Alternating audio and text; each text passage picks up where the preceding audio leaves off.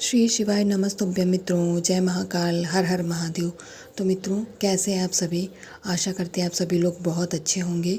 मित्रों, आप सभी को पता है कि 7 मार्च से 13 मार्च के बीच में होलिकाष्ट आरंभ हो रहा है, अर्थात होलिका पर्व का प्यारा सा जो त्यौहार होता है वो आने वाला है।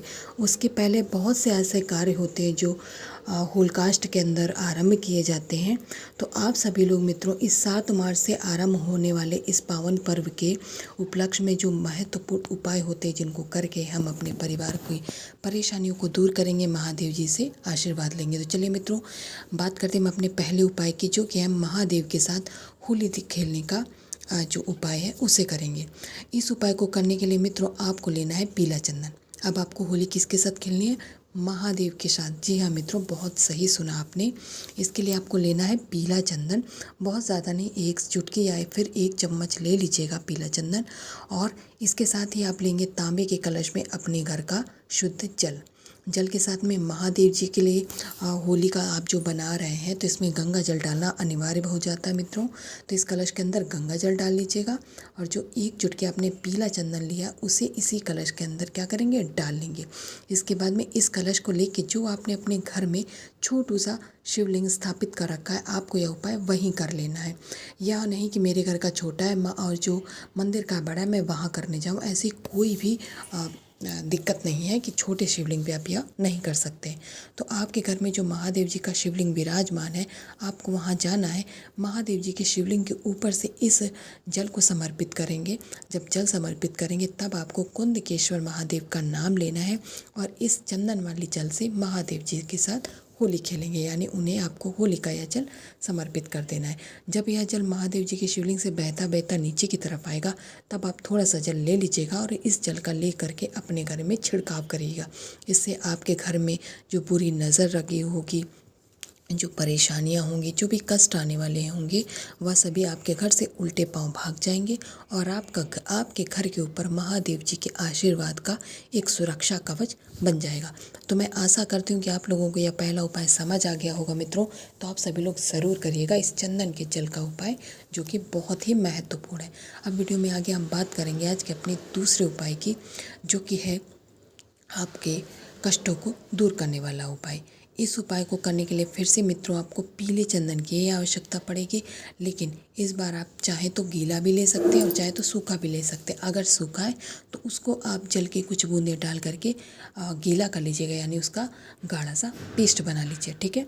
चंदन का पेस्ट बनाने के बाद में मित्रों आपको लेना है 1 बेलपत्र, जो कि महादेव की सबसे प्रिय वस्तु होती है। केवल 1 बेलपत्र लेंगे। उस 1 बेलपत्र की तीनों पत्तियों पर मित्रों जो आपने पीले चंदन का पेस्ट बनाया है, उसका आपको इन तीनों ही पत्तियों पर लगाना है, ठीक है। मैं आशा करती हूँ मेरी बात समझ रहे होंगे आप लोग। इसके साथ ही मित्रों आपको लेना है इत्र। परफ्यूम नहीं लेना है, ना ही बॉडी स्प्रे लेना है, बल्कि जो पूजन में प्रयोग होता है इत्र, छोटा सा बॉटल मिलता है, उसे आप लेंगे। इसके साथ बाद में आपको यह चीज़ें ले करके देवादिदेव महादेव भगवान शंकर का जो शिवलिंग है आपके घर में, आप अपने घर के शिवालय में इस उपाय को करेंगे। सबसे पहले जो आपने इत्र लिया है मित्रों, उस इत्र की कुछ बूंदें महादेव जी के शिवलिंग पर छिड़काव करके उसका आप क्या करेंगे, लेपन करेंगे मित्रों। बहुत अच्छे से आप अपने उंगलियों से महादेव जी के शिवलिंग पे लेपन कर दीजिएगा। जो आपने बेल पत्र ली है, उस 1 बेल पत्र को मित्रों माता अशोक सुंदरी के स्थान पे चढ़ाना है। जब माता अशोक सुंदरी के स्थान पे समर्पित कर देंगे तो आपको अपने कष्टों को दूर करने का निवेदन माता अशोक सुंदरी से करना है कि माता रानी, मेरा यह कष्ट समाप्त नहीं हो रहा है, मुझ पर आशीर्वाद बनाएं, मेरा यह कष्ट समाप्त हो जाए, ऐसी कामना करते हुए आप बेलपत्र चढ़ाने के बाद में, उनसे विनती करने के बाद में इसी बेलपत्र को उठाएंगे और महादेव जी के शिवलिंग के ऊपर समर्पित कर देंगे।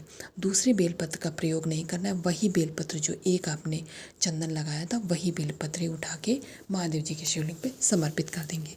तो मैं उम्मीद करती हूँ कि आपको 2 उपाय समझ आ गए मित्रों। अब आगे वीडियो में बात करेंगे जो कि हमारा तीसरा उपाय, और तीसरा उपाय आपको बुरी नज़रों से बचाने वाला उपाय। देखिए मित्रों, ये जो होलिकाष्ट आरंभ हो रहा है ये 7 तारीख से आरंभ हो रहा है, लेकिन चलेगा कब तक? 13 तारीख।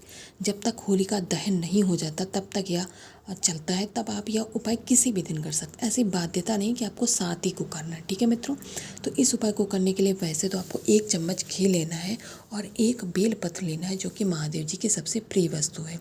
आपको यह घी बेलपत्र किसी भी पत्ते पे नहीं लगाना, बल्कि जो ये मध्य वाली डंडी होती है जिससे पत्ते के तीनों भाग जुड़े होते हैं, वहाँ पर आप इस घी को लगा लीजिएगा। साथ ही में आपको तांबे के कलश में अपने घर का शुद्ध जल लेना है। जल लेने के बाद में जो आपने एक बेलपत्र तैयार किया है पूजन के लिए, उन दोनों चीज़ों को लेकर के आप अपने घर के शिवालय में पहुंच जाएंगे मित्रों। यहाँ पे पहुंचने के बाद में जो आपने बेलपत्र लिए, जिसके डंडी पे आपने क्या लगाया? घी लगाया हो, तो डंडी वाला हिस्सा माता अशोक सुंदरी की तरफ रहेगा और पत्ती वाला हिस्सा आपकी तरफ। इसी क्रम में आपको यह बेलपत्र समर्पित कर देना। और जैसा कि मैंने आपको पहले ही बोला कि यह होलिकाष्ट पर्व 7 तारीख से लेकर 13 तारीख तक रहेगा, तो आप यह उपाय चाहे तो रेगुलर कर सकते हैं। अगर ऐसी बाध्यता नहीं है, पूज्य गुरु जी ने कहा है कि 7 तारीख से 13 तारीख में आप इसे रिपीट भी कर सकते हैं, यानी डेली कर सकते हैं। और जब आप यह उपाय करेंगे, बेलपत्र समर्पित करेंगे, तब आपको हटकेश्वर महादेव का नाम लेना है।